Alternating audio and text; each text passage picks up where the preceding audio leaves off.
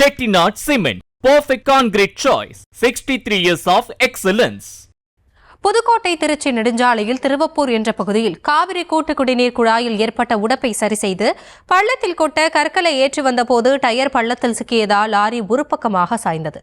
இதுகுறித்த விவரங்களோடு இணைகிறார் நம்முடைய செய்தியாளர் பாக்யராஜ் விவரங்களை வழங்கலாம். அதாவது புதுக்கோட்டை திருவப்பூர் ரயில்வே கேட் அருகில் இன்று அதிகாலை 4 மணிக்கு காவிரி கூட்டு குடிநீர் குழாயில் உடைப்பு ஏற்பட்டு அதிக அளவில் குடிநீர் வெளியேறி உள்ளது. இதனைத் தொடர்ந்து மாநகராட்சி பணியாளர்கள் அந்த உடைப்பை சரி செய்யும் பணியில் ஈடுபட்டு நீண்ட போராட்டத்துக்கு பிறகு அதை சரி செய்துள்ளனர்.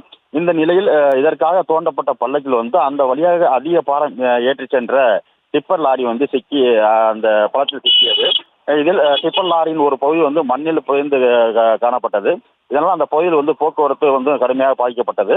காவிரி கூட்டு குடிநீர் குழாய் உடைப்பு சரி செய்யப்பட்ட பள்ளத்தில் டிப்பர் லாரி சிக்கியுள்ள நிலையில் அந்த டிப்பர் லாரியை 2 ஜேசிபி வாகனங்கள் மூலம் மீட்கப்பட்டது.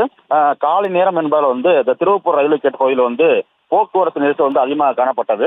டிப்பர் லாரி பள்ளத்தில் சிக்கிய நிலையில் அந்த டிப்பர் லாரி இயக்கி வந்த ஓட்டுநர் எந்தவித காயமுமின்றி அதிர்ஷ்டவசமாக உயிர் தப்பினார்.